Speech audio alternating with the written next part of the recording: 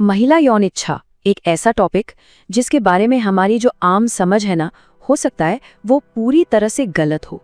क्या हो अगर ये बताया जाए कि जो बातें हमें दशकों से सिखाई गई हैं वो असल में सिर्फ एक कहानी है, एक मिथक। ये जो नंबर आप देख रहे हैं 90%, एक सोर्स के मुताबिक ये उन महिलाओं का प्रतिशत है जिन्हें अपने ही शरीर के काम करने के तरीके के बारे में मतलब गलत जानकारी दी गई है। ये बहुत बहुत बड़ा नंबर है और ये एक बहुत बड़ी गलत फहमी की तरफ इशारा करता है। और पता है, इसी एक कहानी की वजह से ना जाने कितने लोगों को ये महसूस हुआ है कि उनमें कोई कमी है, कोई खराबी है। लेकिन अब जो नई साइंस सामने आ रही है वो एक बिल्कुल अलग और सच कहूँ तो एक सशक्त करने वाली व्याख्या देती है जो सब कुछ बदल सकती है। तो चलिए थोड़ा पीछे चलते हैं। इसकी जड़ें ना इतिहास में है।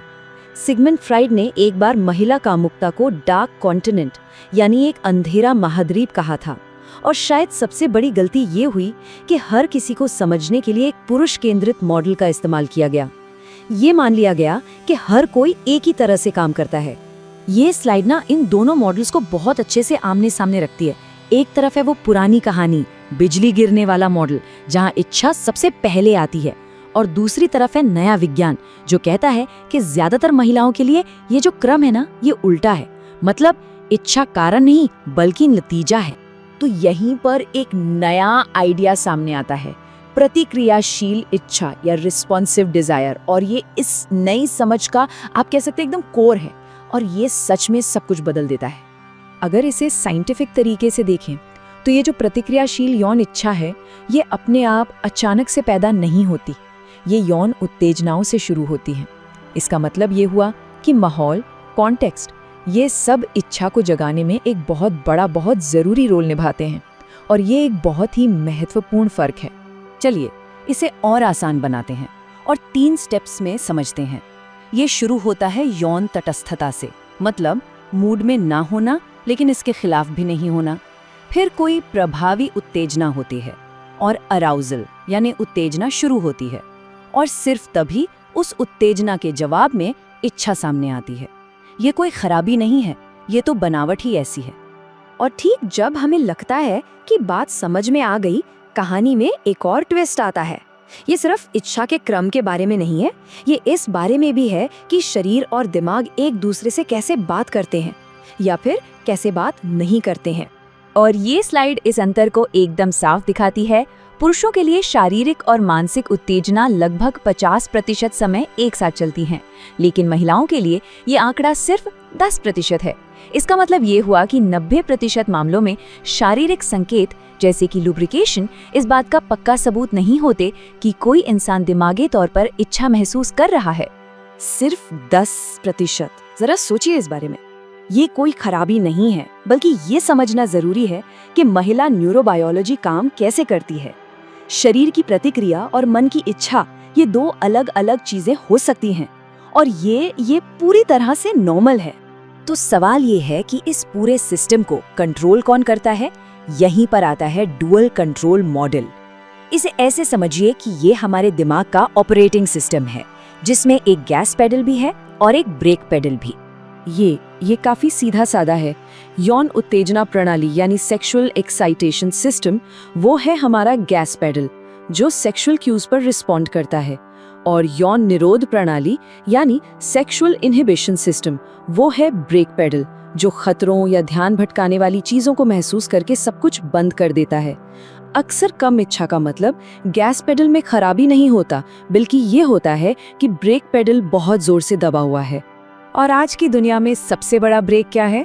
कोई शिकारी नहीं, ये है मेंटल लोड, मतलब वो अदृश्य दिमागी मेहनत, एक घर और जिंदगी को मैनेज करने का वो कभी न खत्म होने वाला काम।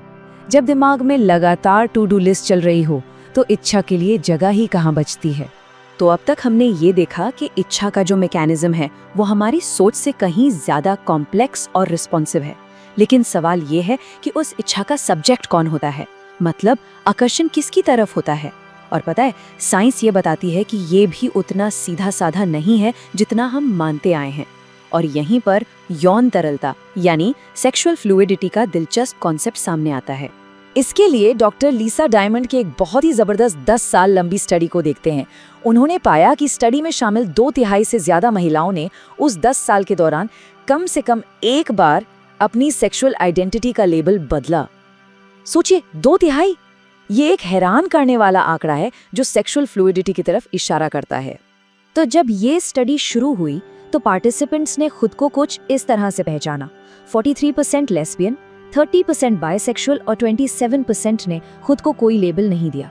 ये शुरुआती पॉइंट समझना बहुत ज़रूरी है क्योंकि इसके बाद जो बदलाव देखे गए वो काफ़ी बड़े थे। और ये है सबसे चौंकाने वाला आंकड़ा। जिन महिलाओं ने खुद को लेस्बियन बताया था उनमें से सिर्फ 3% ने ही पूरे 10 साल तक सिर्फ महिलाओं के प्रति 100% आकर्षण की बात कही। ये उस आइडिया को सीधी चुनौती देता है कि आकर्षण हमेशा के लिए फिक्स और बदला न जा सकने वाला होता है। तो इन सब बातों का मतलब क्या निकलता है? मतलब ये है कि वो जो पुरानी कहानी थी वो गलत थी। अगर इच्छा अलग तरह से काम करती है और आकर्षण भी बदल सकता है तो शायद समस्या कभी उस इंसान में थी ही नहीं, बल्कि उस फ्रेमवर्क में थी जिसका इस्तेमाल हम खुद को समझने के लिए कर रहे थे। तो इस पूरी चर्चा से 3 सबसे ज़रूरी बातें निकल कर आती हैं। पहली, उस बिजली गिरने वाले मोमेंट का इंतजार करना बंद करें। इच्छा अक्सर एक रिस्पॉन्स होती है, कोई अचानक से आने वाली ड्राइव नहीं। दूसरी, आपका शरीर क्या कह रहा है वो हमेशा आपके मन की इच्छा के बराबर नहीं होता। अपनी अंदरूनी भावनाओं पर भरोसा करें। और तीसरी और बहुत ज़रूरी बात, मेंटल लोड एक बहुत पावरफुल सेक्सुअल ब्रेक है। घर के कामों में बराबरी बेडरूम में केमिस्ट्री को बेहतर बना सकती है। और ये सब हमें एक आखिरी सोचने पर मजबूर करने वाले सवाल पर लाकर छोड़ देता है। अगर इंसान में कोई खराबी नहीं थी तो फिर बदलने की ज़रूरत किसे है? शायद हमारी संस्कृति को, हमारे रिश्तों को और इच्छा के बारे में हमारी बातचीत को। ये एक ऐसा सवाल है जिस पर सोचना बनता है।